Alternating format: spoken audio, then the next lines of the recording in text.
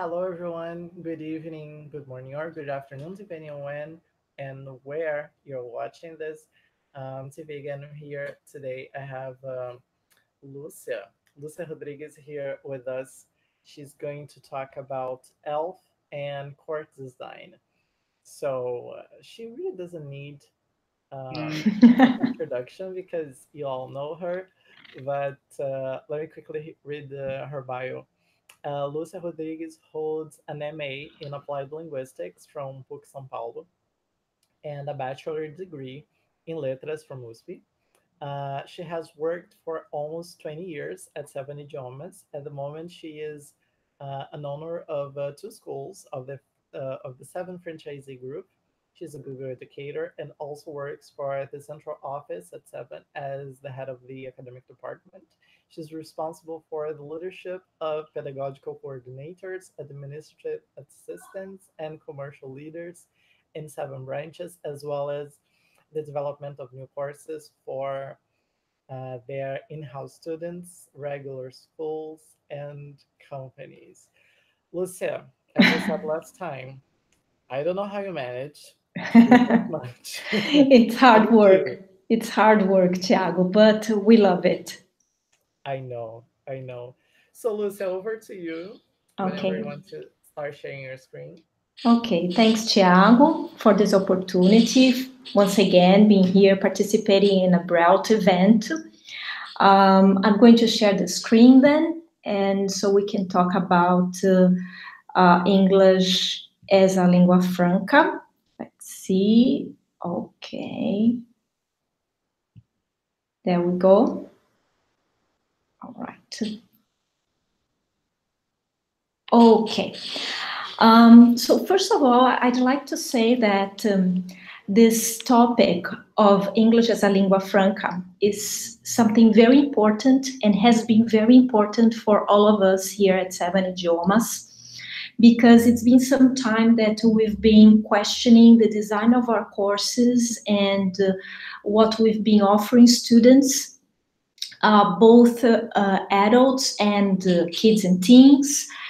But at this very moment, we are in the middle of a huge discussion here in terms of the design of courses that we have and that we offer to adults. And we believe that the discussions about the views of English as a lingua franca are the solution to the demands that we have been facing and that we have not been able to cope. So let's have a look at the concept for those who haven't studied so much about it. Now, we have this definition that we find in the Oxford International Corpus of English that says that English as a lingua franca is the use of English as a means of communication. And this is used for speakers of different first languages. So it's quite interesting to see that English as a lingua franca is not a new concept.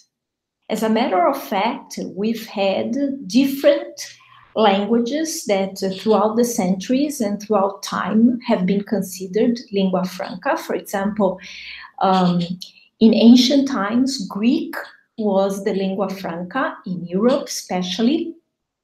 But nowadays, English is considered as lingua franca.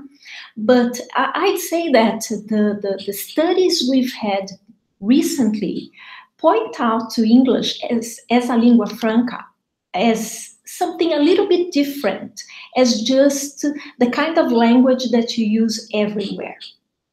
So when you look at English as a lingua franca, and we have Humbauer and Cornelia, they have this very nice article about it.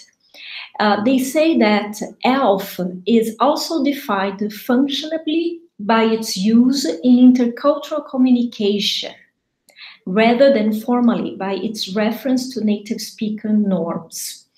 So here, when we look at this concept, what I would like to call your attention to is to the words use, the words intercultural, the word communication, and the chunk native speaker norms. Because I see that English as a lingua franca kinds of opposes these two facets of the language. So you have the language that comes in normal use, in use which is operated by non-native speakers, use which happens within an intercultural context, use which is absolutely necessary for communication, and something else, which is the native speaker norms or the native speaker standards. So it's as if we had something which we would call in the past, that is English as a foreign language. And when we look at the English language in this view of English as a foreign language, what we see is that English here aims at meeting native speaker norms. So quite the opposite of what we saw before. And then you give prominence to native speaker cultural aspects. And if we look again at English as a lingua franca, we are going to talk about intercultural communication. So the culture that we're dealing here is the culture that happens through all the social contexts, the native contexts and the non-native contexts. And it's quite funny because I remember when I was a student and that it was always a part of the syllabus of the things that the teacher would do in the classroom with us to talk about the places that you visit if you go to London, to study songs, especially Beatles, and the things, the typical parties that you have in London, that you have in the United States, and about the Declaration of Independence of the US. So we used to spend a lot of time studying and dedicating ourselves to the understanding of the culture of the English-speaking countries. Now, when we look at lingua franca, the concept of lingua franca independently, if it's connected to English or Greek or whatever, it is defined as a bridge language, a common language. And this is so funny because I remember when I was a student at my graduation at USP, we faced back then some years that we would talk about Esperanto as a sort of an invented language, which would have this role of being something that connects everybody like a bridge, and it is a common language, a language that everybody speaks. Lingua franca is also defined as a trade language, because in the past, it was very common to use the lingua franca, no matter which one was that, to trade, to buy and sell the things that you have.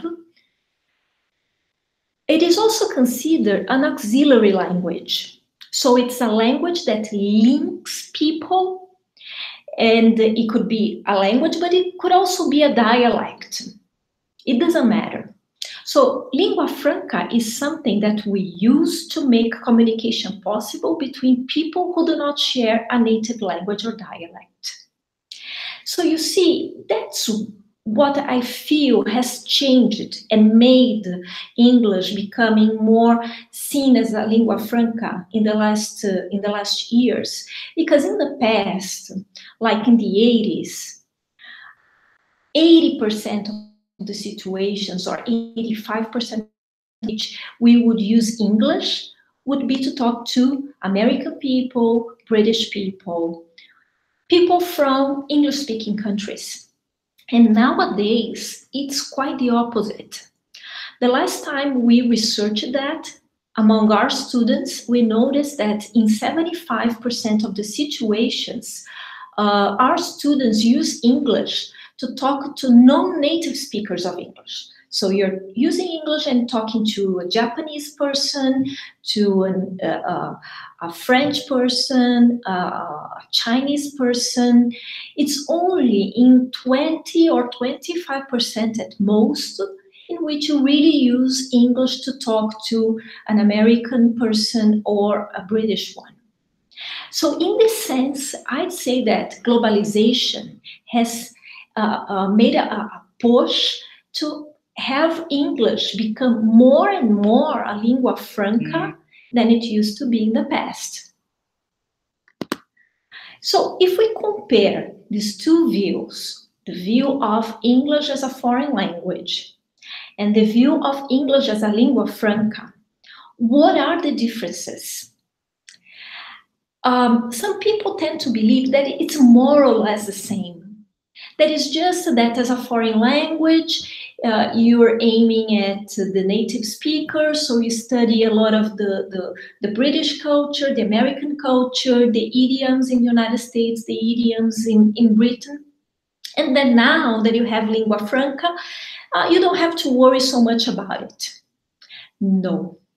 When you shift from a view of English as a foreign language to lingua franca, it changes completely the way that you work with the language and the things that you teach about the language. So here I have this diagram, which is not mine. I've taken it from Kanagahara and in this article, which is really very nice. And he points out what the elements that we give prominence when we deal with the language in one pattern or in the other. So when you're working with English as a foreign language, you work a lot with grammar. And as a lingua franca, you give more attention to pragmatics. So instead of form, you observe more, use. When you use things that way, which items people use the most or with more frequency. In a foreign language, you work with determinism. So it means that the student has a whole syllabus in front of them, and they have to learn that. It's done. However, when you look at a lingua franca pattern, what you're going to have is your student with a sense of agency. So yes, there are many, many things to learn about the English language, all the grammar rules, the lexes, the pronunciation, and all these things, but I'm going to learn the ones and master the ones that help me more, depending on what I do. That way, we see that English as a foreign language is really individual. So each student is responsible for learning more or less. And then you divide the individuals into proficiency levels. Now, when you look at English as ELF, the community is very important. So here we are going to analyze the kind of English which is produced by a certain community. I'd give an example here. For example, Japanese people, they have problems with the R sound. So probably most Japanese are going to say orange instead of orange.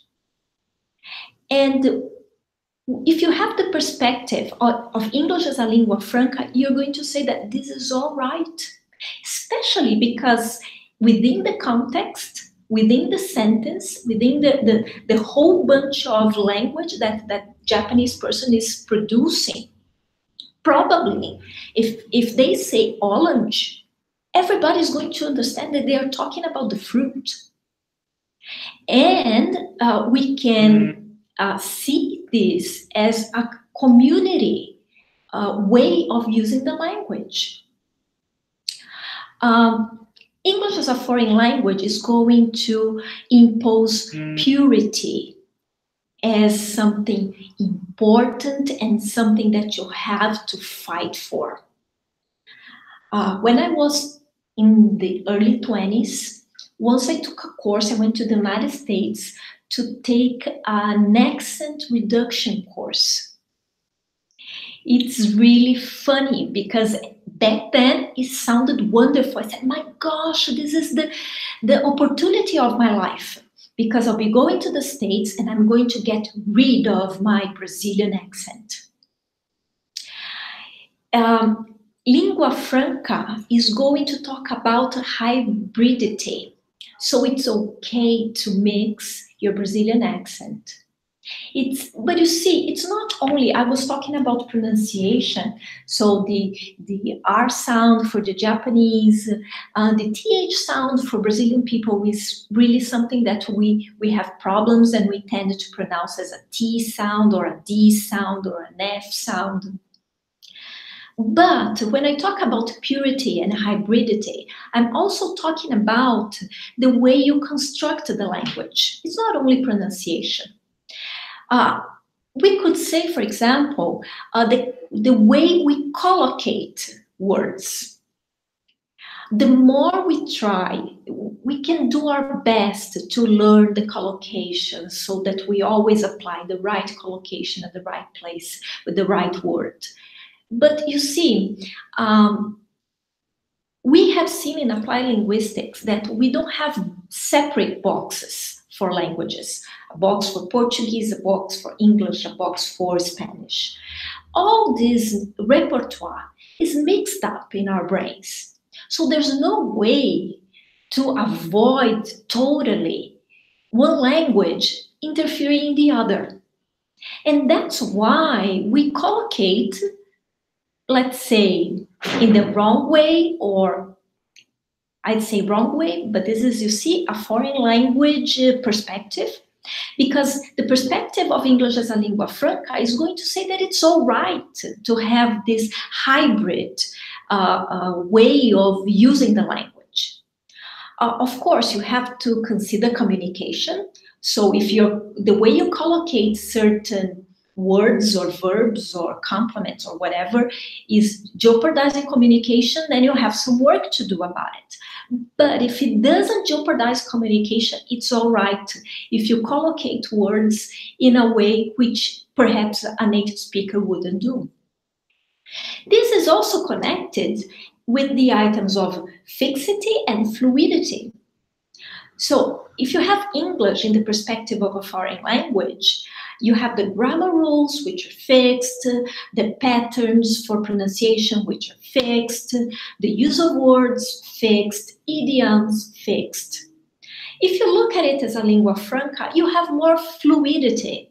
So it's okay if you if you make use of all your repertoire to make use of the language. Even if you're, as I said, the repertoire, the linguistic repertoire mixes all the languages that you know. Foreign language is going to consider cognition very strongly. So learning is something that, it takes years and years and years, and you have to learn, and you have to apprehend, and you have to memorize, and you have to go back and revisit, and so on and so forth, because you're aiming at the native-like English. This is your final goal.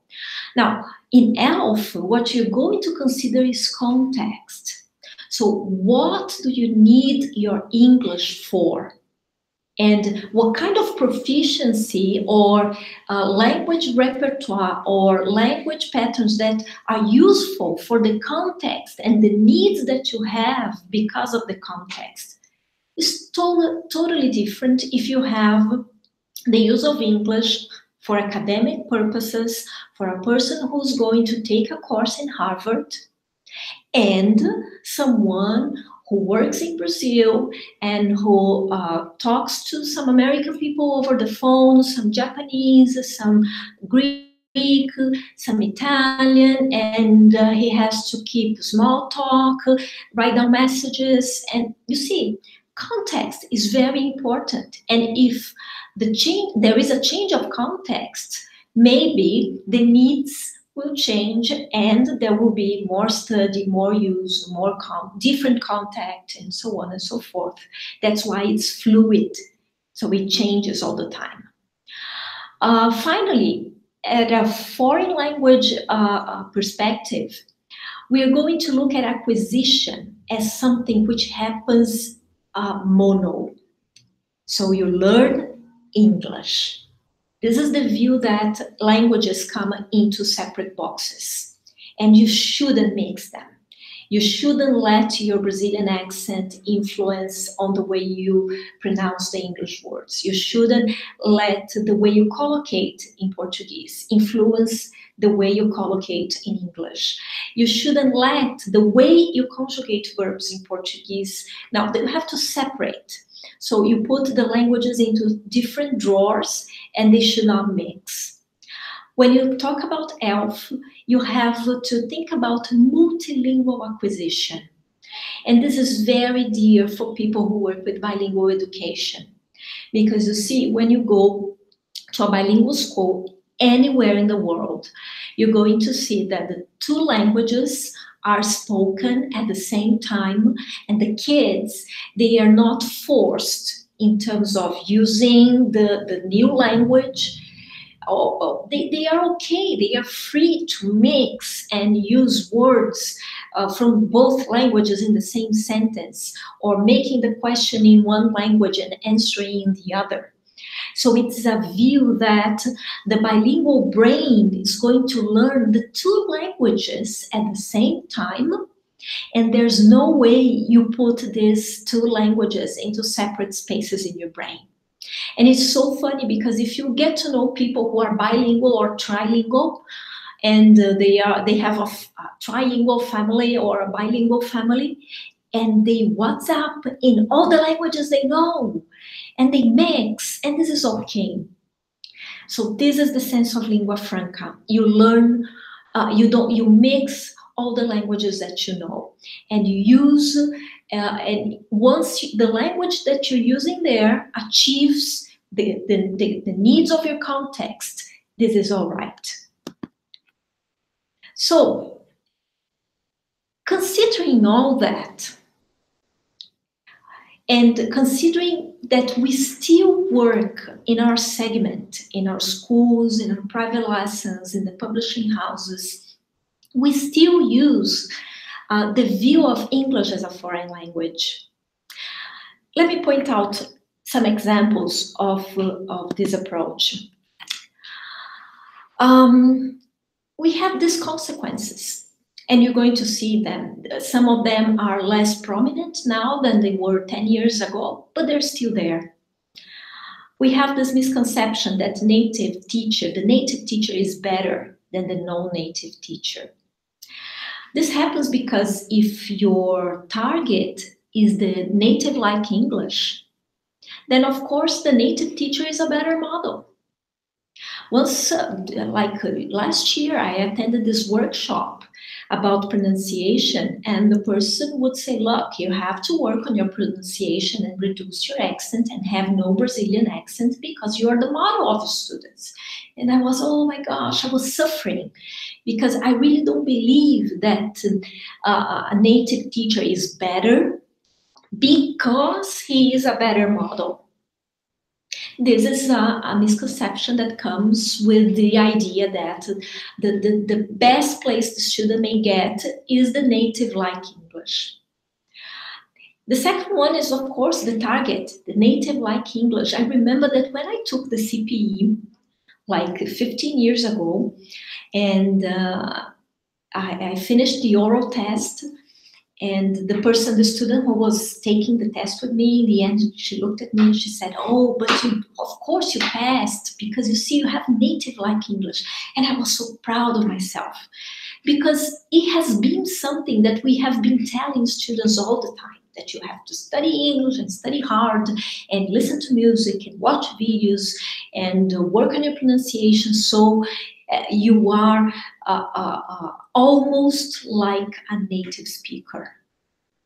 It's very common. People say, oh, you see, I was at that workshop and I gave that workshop and people wouldn't know if I was Brazilian or from New Zealand, as if this idea of me being mistaken with a native speaker was a compliment.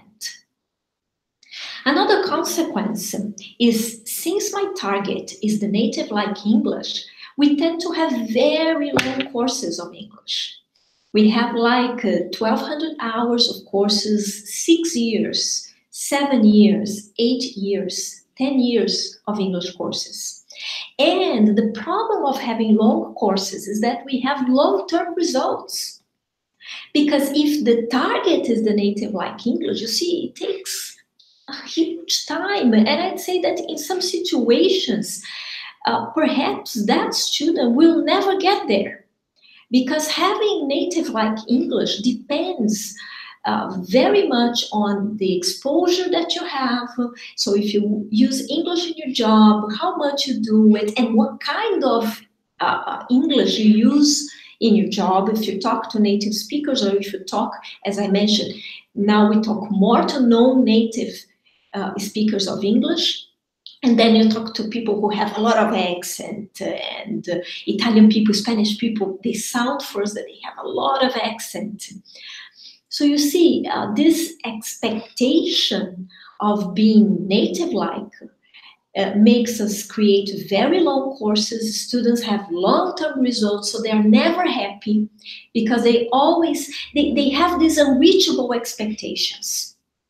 When you talk to students like intermediate students, upper intermediate students, that they are already able to do many things with the language, and you work on a needs analysis, they always say that their English is bad, that they still have a long way to go, because they have this unreachable expectation of being able to use the English language as naturally and as comfortably as they use Portuguese.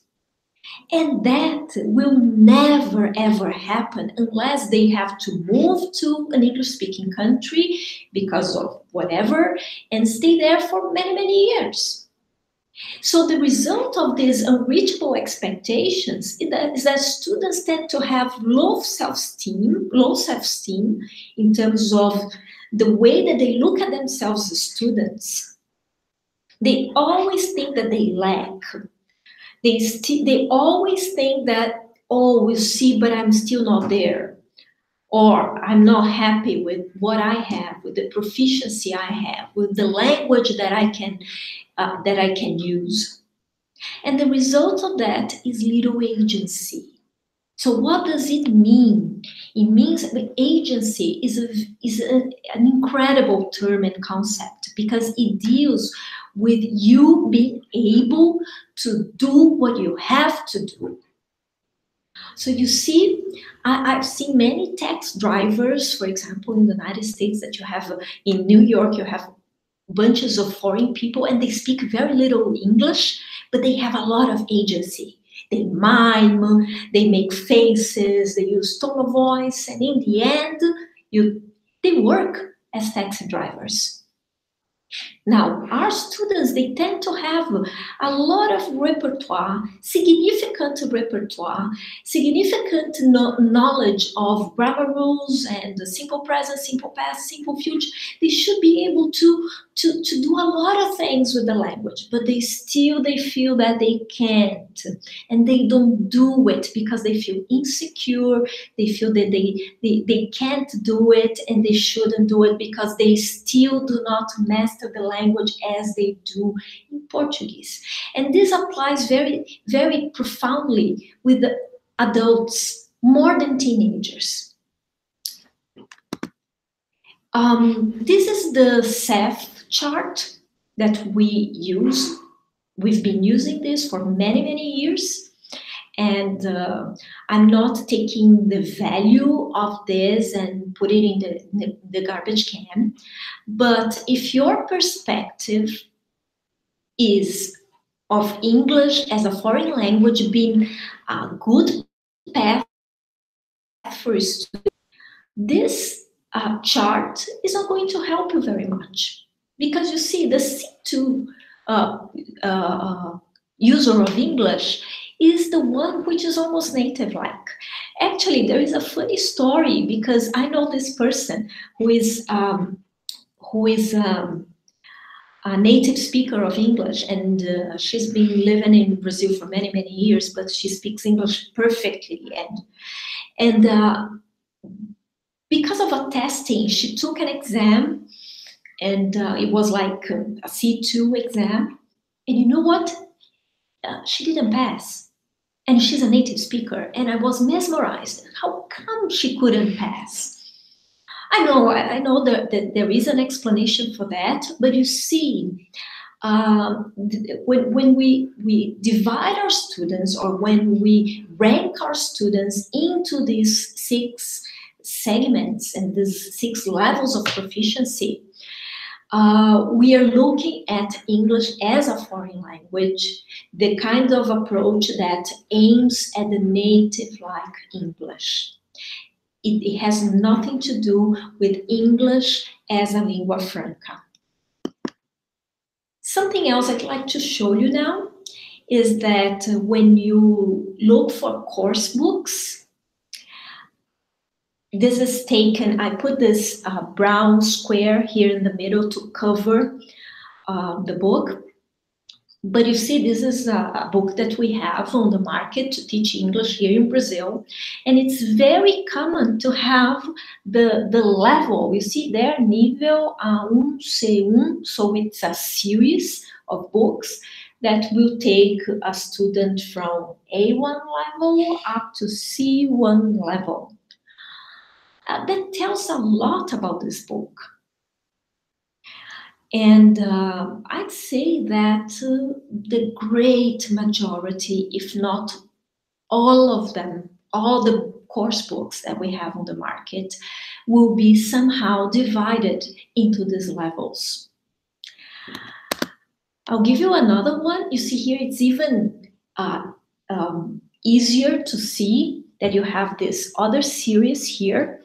And the series, like 3 books, 4 books, will cover A1 proficiency, A2 proficiency, and the like half B1. I'm not criticizing that, but we must have a very critical way of looking at this, especially when we are choosing materials and when we're making use of these materials, because if we advocate that we have to include this view of English as a lingua franca to our courses, no matter if you are a language center, or if you're a private teacher, or even if you are a regular teacher working at a language center, or if you are a teacher who works at regular schools, mainstream schools, you can make decisions. And here it's quite funny, because you can see here this green part, it says totalmente alinhada a BNCC. And here I'd like to mention and point something else, because of course all the publishing houses will be working a lot to adequate their materials to BNCC, because it is something which the mainstream schools will look very carefully, so that they guarantee that the material is following the new procedures, the new legislation. But when we go to Base Nacional Comum Curricular and we look at the area related to English, we are going to have a surprise. That even though we have this material here, which is, let's say, connected to BNCC, but is using the proficiency levels that we traditionally use when we look at English as a foreign language, we are going to look at BNCC and see that BNCC is going to bring English, the concept of English as a lingua franca. And here I quote 2 areas. I put it in Portuguese because it's in Portuguese. Nessa perspectiva, são acolhidos e legitimados os usos que dela, da língua inglesa, fazem os falantes espalhados no mundo inteiro, com diferentes repertórios linguísticos e culturais, o que possibilita, por exemplo, questionar a visão de que o único inglês correto e a ser ensinado é aquele falado por estadunidenses ou britânicos.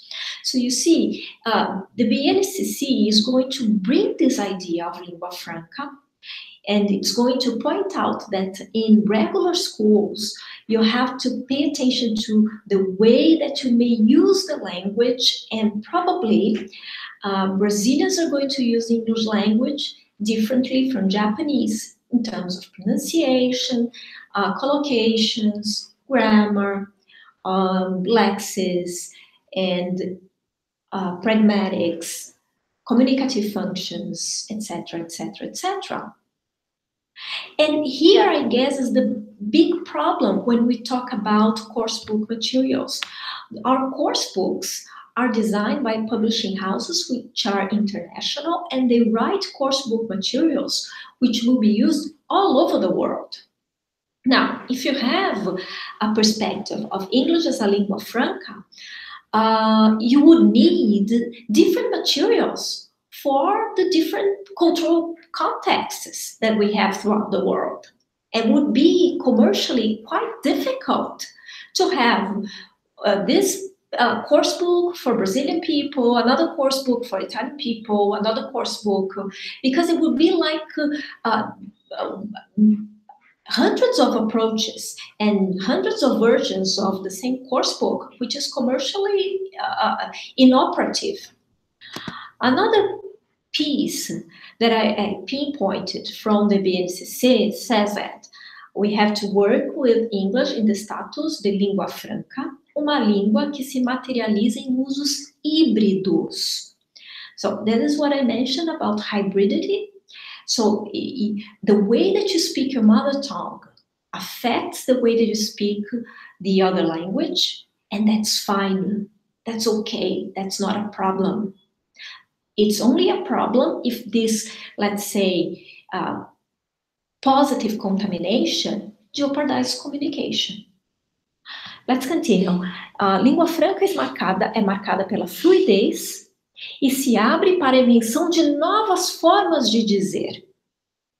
So you see, if you have this purity, this pure perspective of the language, you will never accept that Brazilian people will probably make use of certain things in a way that native speakers would never do.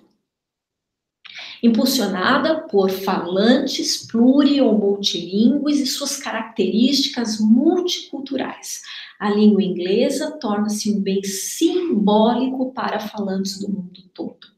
So it means that if you really consider English as a lingua franca, it's not something that belongs to the native speakers of the language anymore. It belongs to everybody. So if it does this fluidity and the hybridity and this mix of repertoires of all languages spoken all over the world are just fine, and they are welcome. Actually, we may take a lot of advantage from that, because then it really is the kind of language that creates bridges amongst people. So you see, it's a different mindset. It's a different way of looking and dealing and teaching and choosing in the language. What is it that you're going to teach? Let me give you an example. Once I've heard this English teacher saying, if you only use verb tenses in the simple form, your English is simple. If you use verb tenses in the perfect form, then your English is perfect. And back then, I thought it was so cute. And I said, oh yes, so hard, especially for Brazilian people to use the present perfect. We spend many, many lessons and many, many activities and loads of drilling and loads of oral practice and loads of written exercises to put these perfect forms into Brazilian people's minds. So really, when a Brazilian speaker is able to produce sentences in the present perfect, wow, yeah, this is another level of proficiency. But you see, once again, this kind of view is the view of English as a foreign language. Here I have some of the situations in which we use a present perfect. So we have an action or situation that started in the past and continues in the present. An action which is done during a period that's not finished yet, a repeated action, an action that's completed in very recent years, and you have just an action that the time is not important. We have 5 uses of present perfect. I'm going to have a look at the 3 first ones. So you see the first one, which normally is an action that started in the past and continues in the present, and would have sentences like, I have lived in Bristol since 1984, and I still do. Brazilian speakers of English will probably say, I live in Bristol since 1984. And from our experience, if we say that, even to native speakers, they understand what we mean. The second case, an action performed during a period that has not yet finished, like she has worked at the cinema twice this week. She's an employee at the cinema, so she has worked at the cinema twice this week. The week is not over yet, that's why we use present perfect. A Brazilian speaker of English will probably say she worked at the cinema twice this week. And once again, there is no problem. They are going to have the communication operating just fine, especially because this sentence, you see, will be in the middle of a whole discourse. And because of the context, the linguistic context, it will be so clear that the week is not over yet.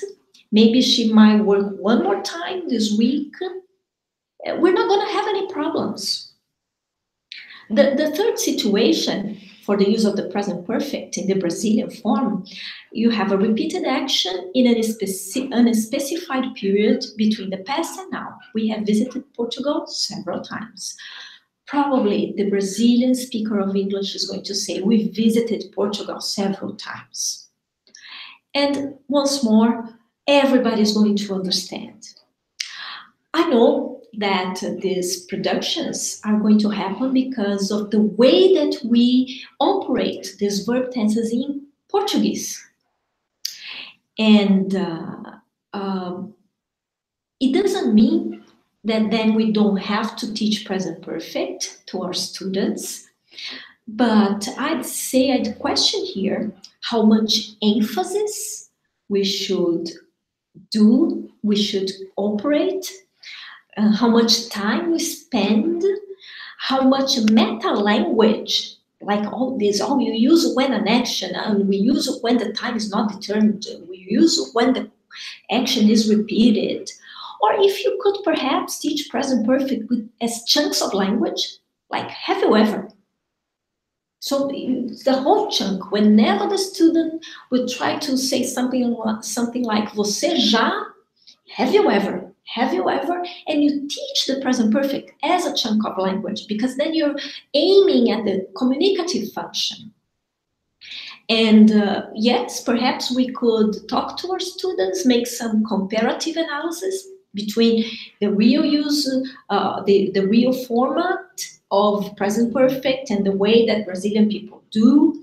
I believe that we Brazilian students of English, we really have to recognize when we listen to something in present perfect and know what it means. But perhaps it's okay to accept I live in Bristol since 1984. I know that depending on the context, it might, but you see, once more, the rest of the communication, which is there, will give us the communication idea correctly. This is something that I took from internet last week. Is Brazilian accent beautiful or annoying when they speak English? And then comes again the problem of, oh, I have to get rid of my Brazilian accent. It's really funny because I get these 2 answers. The first one, a person from Chile, and he says that he has a Brazilian girlfriend. I hear her and I don't think her accent is annoying. But you see, when the person is saying, I don't think her accent is annoying, what is implicit there? That some accents are annoying. Perhaps Brazilian accent is not so much, maybe for people from Chile, but maybe for people from Japan it would. But then again, it's a view of the language which makes the native way of pronouncing and producing the pronunciation of the language, the one which should be our target. And the second answer is even more bizarre because it says, I have a friend with a Brazilian accent and I think it's beautiful and hot. And I said, oh my gosh, so you see, you have stereotypes implicit because of the way abroad they see Brazilian people, especially Brazilian women. And I was really bad about this second answer. It's really bizarre that accent shouldn't be qualified. Accent should be qualified only if it creates a communication problem. So, if we, yes, I believe in English as a lingua franca, I find it's a very useful way of looking at the language. How is this new view of languages affecting the design of our courses? Well, we have to start working on something big. We have to change and shift the practices and what we're doing. And then I put 3 things that have been my motto. First, we have to be attentive to coursebook choice, attentive to coursebook use, and attentive, and this is the most important one, to our teaching decisions. Because you see, sometimes we cannot make decisions about the coursebook choice, but the other 2 we can. So when we talk about coursebook choice, we have to remember that there is still a huge gap between coursebook syllabus and ELF. So I cannot say, I have never seen a coursebook which is totally designed in the concept of English as a lingua franca. So they still target the native-like English, and they still offer a lot of English-speaking countries' culture. But you see, now we may look at these materials with some critical thinking mind. But then again, I've been seeing some positive aspects in new course books which are coming up, and then perhaps these are the ones we could choose. We have some course books that already offer listening activities with different varieties, Japanese speaking English, Greek speaking English, Spanish people speaking English, and so on. All those meta languages substituted for functions, for chunks of languages, for functions in use. This is very positive.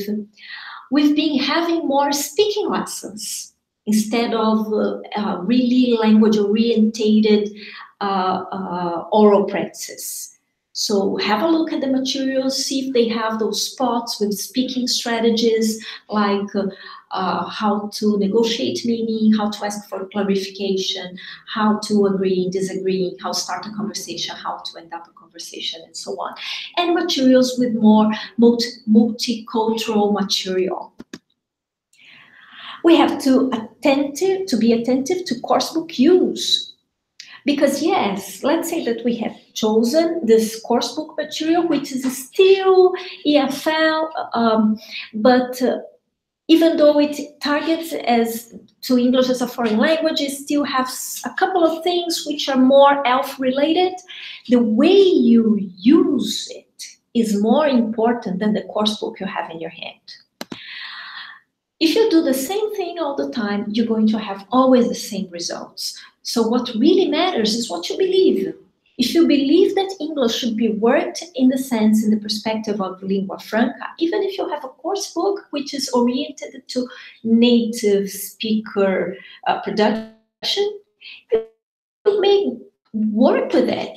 giving your special touch, bringing extra material to complement, bringing this sense of lingua franca characteristics to the way that you're using that course book. So think of including in whatever material you have, variety of pronunciation and accents, speaking strategies. So if it's not there, include, like risk-taking communication activities, dealing with unknown words, negotiating meaning, clarification, agreeing, disagreeing, small talk, wrapping up conversations, how to interrupt, how to say no, etc., etc. And if your material doesn't have a lot of global cultural phenomena, you can bring it to class. You can choose. You can substitute to reading texts. You can substitute to videos. And then you can bring people from non-native speaking countries using English language. To wrap up, I'd say that we have always to reevaluate and adapt. So evaluate, you have there present perfect, a lot of present perfect, but check if it has to be something just to be worked for the recognition level, or if it really needs to be in the production level of our students, or if it's something that students that have to learn to cope without. So sometimes students lack languages. I'd say, what is it that a student may do if there is an idiomatic expression he or she has never listened before? So this is another thing that if you have this ELF perspective, you have to include and adapt in the material which is there for you. Adjust your students' expectations. Their expectations are really a wall that prevents them from learning. So help them understand what proficiency is, what communicative competence is, and that sometimes they don't have that proficiency, but they have a lot of competence. And we have to help them see the role of risk-taking. This is absolutely important if you want to have a very useful competence of English as a lingua franca. So if you're designing your course, like we've been doing here at Seven, as I told you in the beginning of the webinar, be careful with assessment. There's no point creating lessons and choosing course books and adapting these course books and including more material and training teachers if then by the end of the day the assessment, the test is oriented to English as a foreign language. So assessment has to be revisited as well. So it's necessary, absolutely necessary, to change your views on language if you want to work English in this perspective. I thank you very much for all your attention. I leave here this QR code, so if you want to have this presentation to go back and have a look again, you can download this presentation. And I work at Seven Idiomas, so if you want to get in touch, my email is lucia@sevenidiomas.com.br. You can reach me anytime. Okay. Thank you very much, Lucia. That was really great. Okay. And it's really good to see a school like Seven, which you know we represent here tonight with us, so aware of these things and actually implementing and really making a difference. So that's really wonderful. Kudos to Seven, kudos to you. And I could relate in so many different moments of this session, especially when you start talking about the accent reduction courses and everything. And it's so sad because, okay, there might be a space for that kind of course in the industry if you're an actor, if you're a spy. So, but very specific cases in which that would be relevant. And we see that unfortunately, lots and lots of people still make money with that. Yeah, but you see, it's a huge fight because it's not something that you change in the click of a finger, because it deals with what people believe. And sometimes people believe in things and they are not even aware that they believe those things. So this dream that all English teachers have, to have the level of English which would be confused with the production of a native speaker, this is something which is there inside all of us. And if you as a teacher, you still believe that and you're still looking for that about your own English, how are you going to help your students see that they don't need to have this as the objective of their studies? Yes. It's really difficult. But we are getting there. We're getting there, and I think it's important to have these conversations so we actually talk about and these things and try to make people think about the validity of these courses and whether they actually benefit our community or not. And when we talk about like accent reduction courses, we have sometimes major institutions who still promote this practice that I particularly don't like it, don't think it's necessary. But we have lots of questions here for you. So let me get started. Let me go to the beginning because people are asking questions on the go. Barbara has a question. Do you think that dealing with both mono and multilingual classes is similar when it comes to promoting an ELF-aware class? You see, I think that we have to make a choice, especially because they are two different ways of understanding what a language is. It's really hard to say, okay, now the first 30 minutes I see the language this way, and the other 30 minutes I see languages in another way. And this is really interesting because when you visit a bilingual school, some of them have very clear the way that they look and understand a language. And this is so true that nowadays, if you look at courses like at Instituto Singularidades or at Unicamp, they don't even say the term foreign language anymore. They talk about additional language, extra language. They don't even use the term second language anymore, because they really believe that when you learn languages are languages, and they fit in your brain all together, and they produce your repertoire. And they talk about the sense of translanguaging. So when you speak more than a language, you are translanguaging. So you're making use of all the repertoire that you have, and that becomes the foreign language that you speak. And it's so funny because the phenomena of translanguaging also affects your mother tongue. So it's really funny because sometimes we are speaking Portuguese. I believe it happens to you, Tiago. Comes a word in English, and you say, oh my gosh, how do I say that in Portuguese? Because if you are among other English teachers, you just drop it in English and it's okay. But if you are among people who don't speak English and you're going to sound snobbish because you're using an English word, and then you say, oh my God, how is it that I speak that in Portuguese? This is the sense of translanguaging, that all the languages we learn, they affect each other and they are like a mess in our brains. So it's really hard. I guess that schools have to make decisions. It's all right.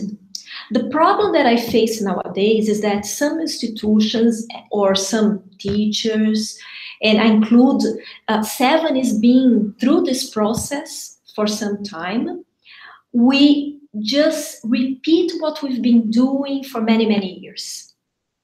And we don't even make a conscious decision.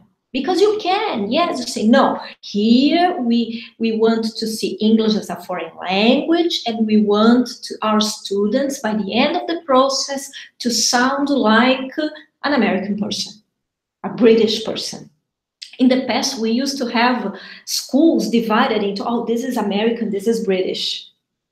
And people would choose, aqui fala português americano ou britânico? And, you know, it was, and because this was the view of language. So I think schools have to make decisions. Teachers have to make decisions. Of course, the decision for looking at English as ELF is very complicated because we don't have coursebook materials based on that. So we have to look at whatever material we have and adapt and make transformations and include more, exclude some, and this is really hardworking.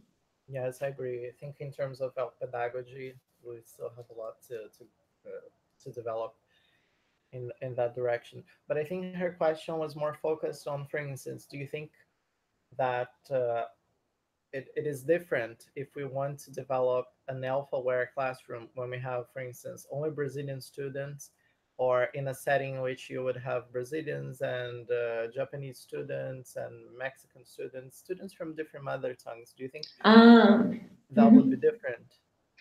I don't think so.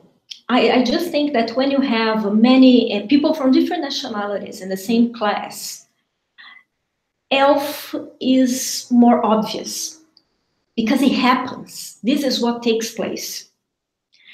Even though you might have contexts in which the teacher is teaching the language as a foreign language, and what happens among students is that they are using this as a lingua franca. But I think that the advantages of having, like you have only Brazilian people in a class and you deal with English in the perspective of lingua franca, is that perhaps we're going to have shorter courses which focus more on communication strategies than in bunches and bunches of grammar. And the syllabus selection will be more useful for our students. And I remember, you see, my husband he uses English as a lingua franca a lot in his job, and he talks to people all over the world. And once I was showing him an exam, an international exam, and he had this thing about he might as well. And he looked at it and he said, what the hell is that? And he speaks English very well. And he had never heard anybody using, oh, you might as well do it. She might as well do it. Probably he did, but he understood it because of the whole context. And there, in the international examination I was working with, it was there to test our students if they knew how to use might as well. So when we consider that we have all Brazilian people in the class, what we have to look at is, should I teach that? Should I teach that so that they recognize? Or should I teach that so that they really produce sentences using he might as well? I guess that in this sense, Thiago, the language centers have a huge work to do.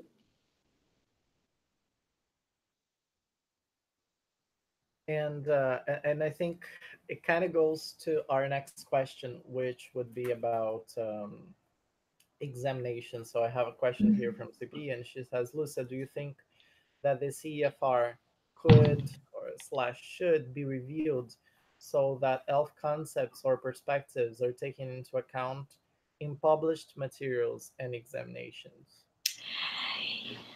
That's a very difficult question. We also use international certification here at Seven, but there is a washback effect when you use international certification, because even if you don't want, it affects the teaching.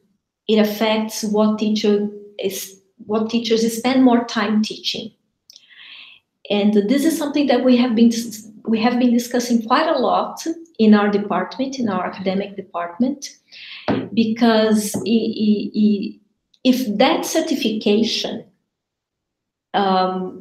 it guides the whole process to the native like English target, you're going to have a problem to implement ELF perspectives in your courses. So once again, as I mentioned before, it's a matter of making decisions. And these decisions are tough, they are difficult, and whatever decision you make, you're going to have a critique and people disagreeing with your decision. But I believe that events like this week that BrELT is dedicating to English as a lingua franca are very useful, because many people tend to think that ELF is just another way of saying that English is used all over the world, and it's not that. This is a way of looking at a language that might become different in terms of grammar rules, use of vocabulary, collocations, and so on and so forth. And how are you going to certify a language like that, which might be slightly different in Brazil and in Argentina, in China, in Greece? So yes, it's difficult. Perhaps having exams in the future which are going to test how much you're able to communicate and not the forms you use to communicate might be helpful. But you see, the situation might never take place. I don't know. It is a very difficult question indeed. And we have another difficult question for you from Barbara. What kind of tasks are more ELF related in your opinion? Okay. We have different kinds of tests. One of the founding owners of Seven went to Finland this last year, and she was talking about the fact that they don't have exams whatsoever there. Students are evaluated they are assessed with the projects that they make, the things they present. I said tasks, not tests. Oh, okay, the kind of tasks. Okay. Yeah, which tasks would be more? Yeah, you see, I don't think that tasks vary. What varies is what you choose to teach. So you can have oral practices, it doesn't matter. But instead of focusing on the use of the third conditional, you're focusing on how to disagree, on how to say no, on how to making sure if what you understood is really what the person meant. So I guess it's really a matter of syllabus more than a matter of having different tasks. So it's not about changing methodology. It's not changing how, it's changing what. Yes, and at the end of the day, your approach to it. So we have some comments here. Lots of people saying it was very good. Congratulations that they could understand these concepts a little bit more. Some people are asking you to share the QR code again. Okay. And while Lucia shares the QR code, I'm just going to remind you that if you are interested in having the certificate for this session, go to bit.ly/BrELT 2019. Sorry, not that. It's BrELT. Just a second. Let me even browse it myself just to be sure. BrELT. There is an ELF there that I forgot. So as you can see, Lucia's screen with the with the QR code. So now the right one, bit.ly/BrELT ELF 2019. So again, I'm just going to copy and paste here in the comment on YouTube, but let me say it again. Bit.ly, Ly is ly/BrELT ELF 2019 LR, which stands for Lucia Rodrigues. So the link is already there in the chat. So you're going to have some time after the session ends to go there and fill out the form so you can get our certificates. Lucia, thank you very much for your input, for your dedication, and your willingness to share. Thank you, Thiago. And once again, I have to congratulate BrELT and you guys who organize it. I know it's something that you do as voluntary work, and you have to place this and all the other things that you also do. And I guess that the only way we can make education better in Brazil is if we dedicate time to education, to our own education. And when I saw this this topic of ELF as the first week of the year, and I said, oh my gosh, this is so difficult, because I believe that if you had like a pronunciation week, even the number of people wanting to produce webinars and materials and videos would be much more. It's not an easy topic, but I really see this as something fundamental and something absolutely important. And I picture that the teachers who will succeed in 15 years' time will be the ones who embrace ELF. So congratulations for choosing this topic. I know it's hard. I know it's not so popular, but for sure it is the one that makes a difference. And that's one of the reasons why it's there in the BNCC. And many, many serious people are working with it, because as I told you, it's not easy. We don't have course books ready for us to take there and use and ready to go, and we have nothing. We don't have syllabus ready for that, course books ready for that, activities ready for that. Testing for that is absolutely difficult. And so we have a lot of work to do. Congratulations, and count on me whenever ELF is to be discussed. I'll be with you guys. Thank you very much, Lucia. Thank you for your very kind words. And as you said, it might not be so such a popular topic as maybe like pronunciation would be, but we really feel the need to bridge this gap, because somehow ELF research is still perceived as something really really far from teachers' reality, from the academia and what we do in the classroom. Somehow people perceive that this gap, and we are here to bridge the gap between academia and our everyday practices. So thank you very much. Thank you. For everyone else, we are going to be here tomorrow again at 7 p.m. We're going to have Bella Combi talking about ELF and the BNCC. So if you want to know more, to learn more about the BNCC, join us tomorrow at 7 p.m. Brazilian time. Bye-bye. Bye.